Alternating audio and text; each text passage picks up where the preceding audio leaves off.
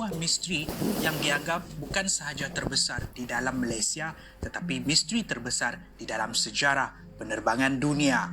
Misteri apa? Misteri kehilangan MH370.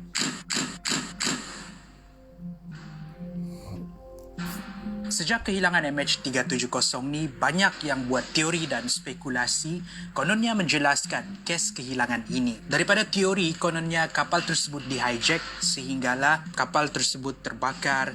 Sehinggalah teori konspirasi yang pelik kononnya MH370 diculik oleh makhluk asing ataupun termasuk ke dimensi lain. Di video hari ini saya akan cuba untuk menjelaskan misteri MH370 dengan melihat data dan statistik daripada pakar dan juga laporan-laporan rasmi yang dikeluarkan oleh kerajaan Malaysia sendiri. Begitu juga dengan kenyataan orang-orang yang kredibel ataupun orang-orang yang boleh dipercayai. Saya akan jelaskan satu persatu apa yang terjadi dari masa MH370 berlepas sehinggalah ia terhempas. Tapi sebelum tu, kita pergi ke tahun 2014 dulu. MH370 adalah sebuah kapal jenis Boeing 777. Ia hilang pada 8 Mac 2014. Pada masa tu, MH370 dijadualkan untuk berlepas dari Kuala Lumpur International Airport pada pukul 12.30 pagi dan akan tiba di Beijing pada pukul 6.30 pagi. Namun begitu, beberapa minit selepas ia berlepas, MH370 terputus hubungan dengan menara kawalan. Ia hilang bersama 239 penumpang termasuklah anak kapal dan misteri tersebut tidak dapat diselesaikan sehingga hari ini.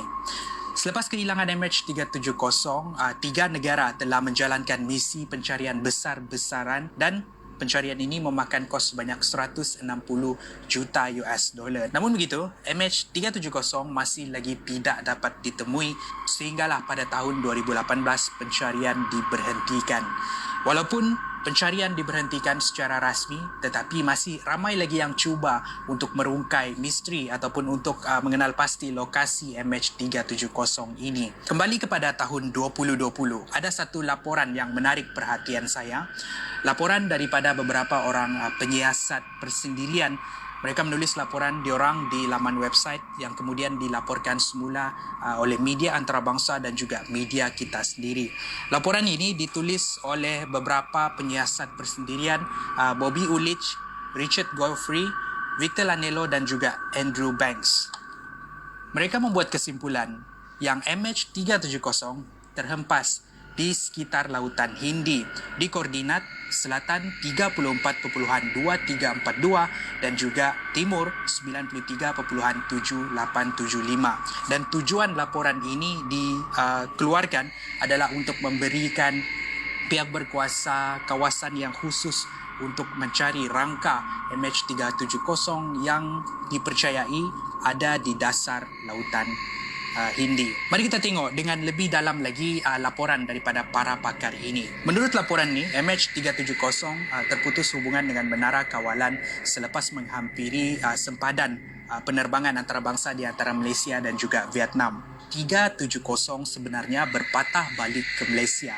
Berpatah balik ke mana? Bukan untuk balik ke KLIA, tapi kedudukan MH370 dikesan oleh radar lapangan terbang Kota Baru. Apa yang pelik? Bila MH370 dikesan melintasi ruangan udara Kota Baru, menurut laporan daripada penyiasat persendirian ni, kapal tersebut memecut dengan sangat-sangat laju. Ia hampir mencecah kelajuan maksima kapal Boeing iaitu 1,700.276 km sejam. Bukan itu sahaja, apa yang lagi pelik, mereka mendapati yang MH370 terbang dengan lebih tinggi dengan altitude 40,000 dari paras lautan, di mana altitude yang biasa adalah dalam lingkungan 30 ke 35,000 dari paras lautan. Seperti MH370 cuba untuk lari ataupun cuba untuk mengelak daripada dijejaki. Di Kota Baru International Airport, MH370 terus meluncur ke arah Pulau Pinang, lebih tepat lagi di selatan Pulau Pinang.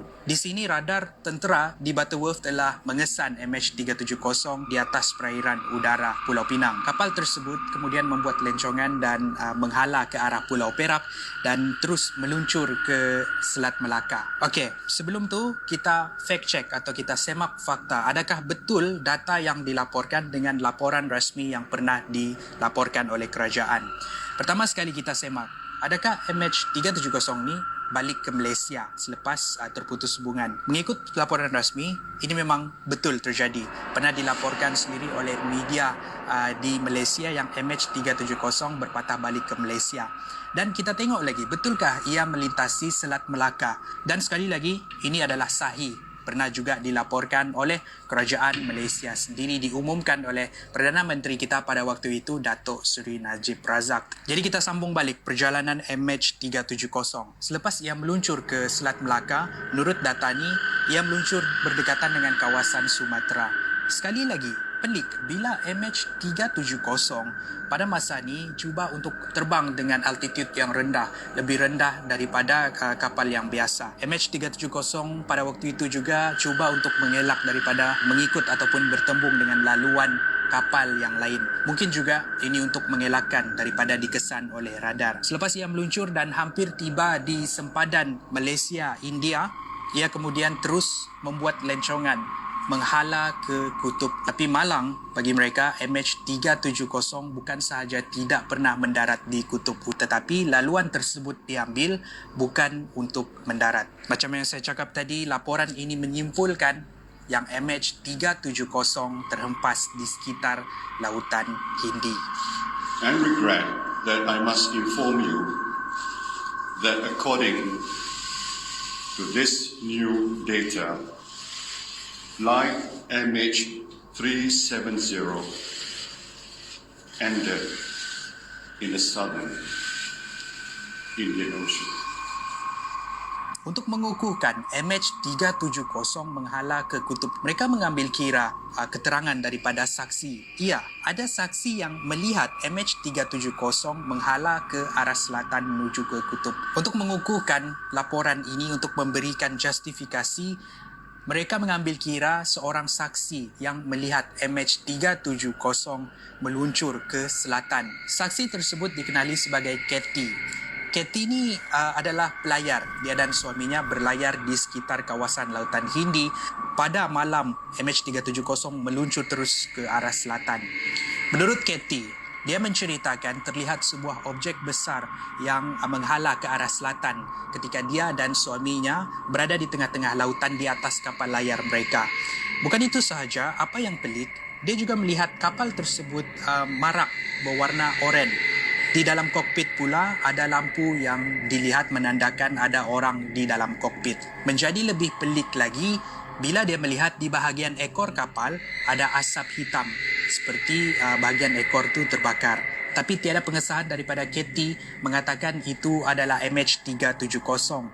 Tidak sehingga dia melihat gambar Boeing 777 barulah dia yakin yang apa yang dia lihat tu adalah Boeing jenis 777. Tapi tidak berhenti di situ. Menurut Katie, malam tu kapal terbang Boeing jenis 777 bukanlah satu-satunya kapal terbang yang dia nampak.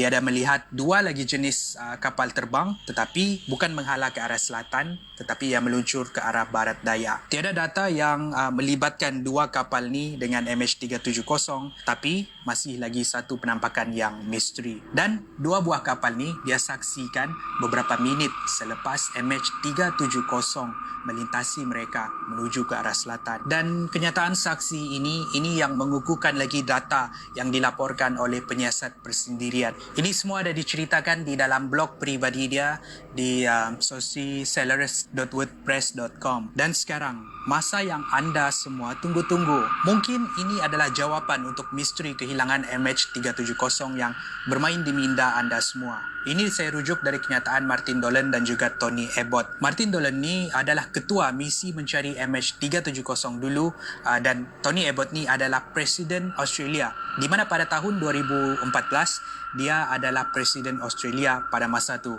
Jadi kedua-dua orang ni memang sangat-sangat kredibel dan boleh dipercayai, bukannya datang dari ahli konspirasi teori yang lain yang buat teori sembarangan je.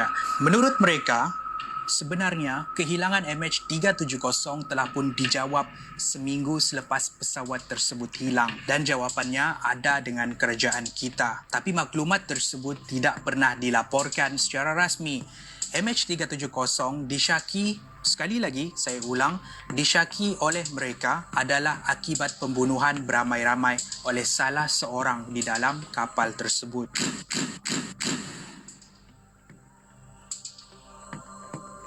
Orang penting yang mengemudikan kapal. Saya tidak sebut nama, tapi anda boleh buat penyelidikan anda sendiri. Dia dengan sengaja menjunamkan kapal dan membunuh semua penumpang termasuklah anak kapal. My understanding, my very clear understanding from the very top levels of the Malaysian government is that from very, very early on here, they thought it was murder-suicide by the pilot. Dia ada cakap yang dia diberitahu oleh sumber-sumber yang tertentu. It was understood at the highest levels that this was almost certainly murder-suicide by the pilot, mass murder-suicide by the pilot.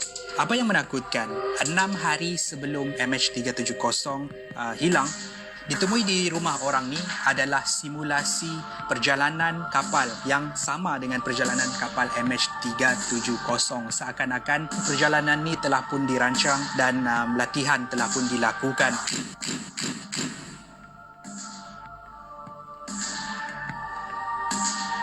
Apa yang saya sampaikan ini semua ada di internet dan sumber-sumber yang saya rujuk ini datang daripada sumber-sumber yang kredibel, ada yang sahih dilaporkan oleh kerajaan, dan semoga video ini dapat membuka minda anda semua sehingga hari ini banyak maklumat-maklumat yang wujud untuk menjelaskan MH370 ini. Terpulang dengan kita untuk mencari dan menganalisis data dan juga laporan rasmi itu. Saya tidak cakap maklumat yang saya sampaikan ni 100% betul. Saya tidak cakap maklumat ni 100% salah. Macam yang saya selalu ingatkan, pastikan anda jalankan penyidikan anda sendiri. Rangka maklumat sudah saya kasih, jadi anda boleh search sendiri. Semoga video hari ini bermanfaat untuk semua. Sekali lagi saya tergerak hati untuk buat pasal video ni sebab maklumat-maklumat baru yang ada tentang kes MH370. Saya suka buat video yang macam ni, video-video di mana kita akan merungkai misteri-misteri berdasarkan fakta yang ada.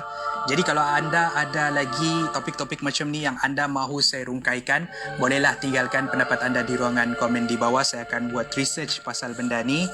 Ini yang saya buat research pasal kes ni. Apa-apa pun itu sahaja daripada saya, dan bahkan lebih banyak lagi episod menarik ni buat naik pada setiap hari. Sebelum saya mengakhiri video pada hari ini, saya ingin membuka ruangan perbincangan di komen di bawah. Apa pendapat anda tentang MH370 dan maklumat-maklumat baru yang ada ni? Dan mungkin kalau ada maklumat yang saya terlepas, bolehlah kongsikan di ruangan komen di bawah juga. Apa-apa pun, saya jumpa anda di episod yang seterusnya. Go, menarik setiap hari.